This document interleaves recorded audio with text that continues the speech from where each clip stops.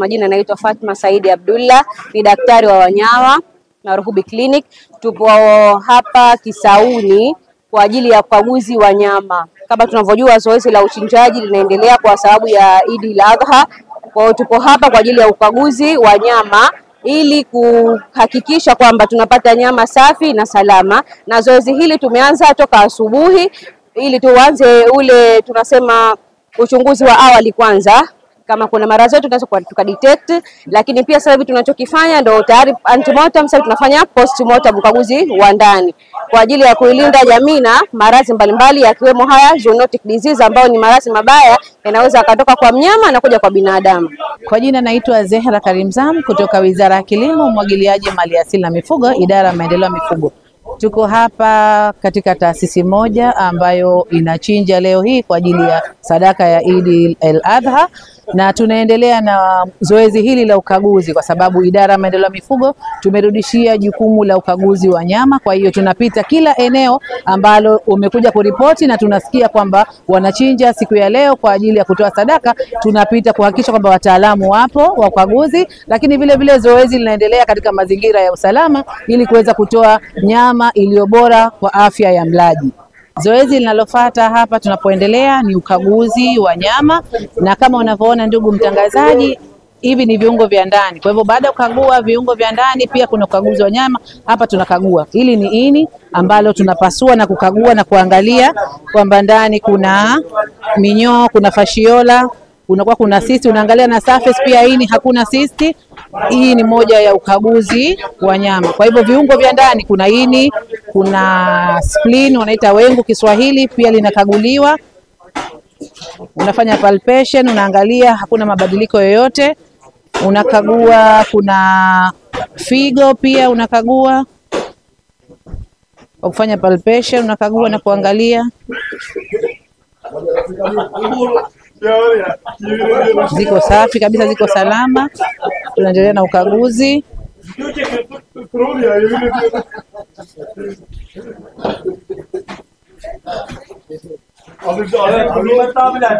Şimdi 21 tanesini kestik.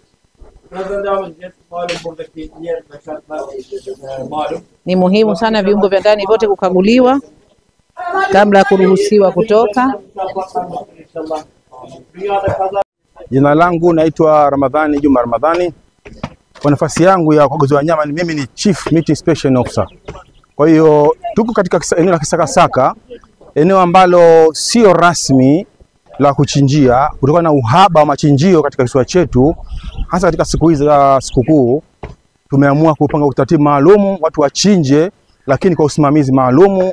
Hata kama mazingira hayaruhusu vizuri, lakini tunajitahidi kwa kadri ya uwezo wetu tutoe nyama iliyokuwa inafaa kwa matumizi ya binadamu. Na ile eneo lina ng'ombe 196. Tunatarajia kuchunja leo wote na kuwapasisha kuangalia afya zao. Tumeangalia jana jioni kabla ya kuchinjwa, tunaita antemortem inspection, na leo tuko katika postmortem inspection. Mpaka sasa hivi tuna ng'ombe hapungui 40 wachapasishwa ambao wanafaa kwa kuliwa na binadamu, isipokuwa changamoto ndogo ndogo. Baadhi ya viungo, kwa mfano maini kama 4 mpaka sasa hivi yamefeli kutokana na minyoo ambayo ipo kwenye maini. Lakini mambo mengine madogo madogo kama masuala ya bruises, yani maumivu wakati wa kusafirishwa, pia tuna trim zile sehemu na tupa. Mambo mengine yanaendelea. Hapa unakata kwenye muscle hizi, tunaita intercostal muscle.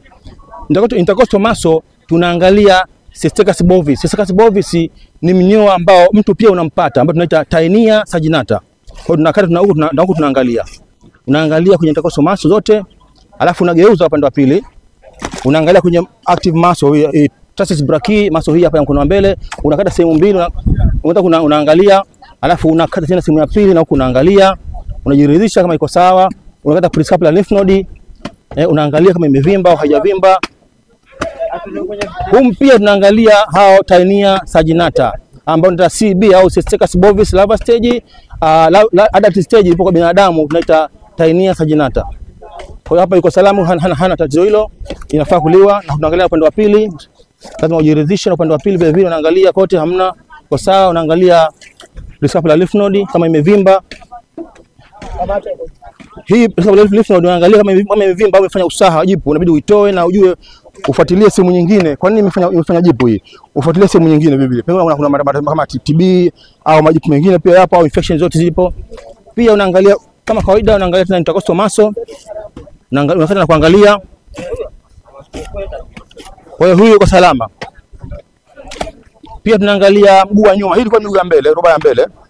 Miguu ya nyuma tunaangalia lymph node, popliteal lymph node. Ipo katika misuli ya nyuma. Misuli ya nyuma ambayo kuna msuli huu na huu, semimembranosus, semitendinosus. Hii ndio tendon. Kwa hiyo unakata katikati hapo na unapasua.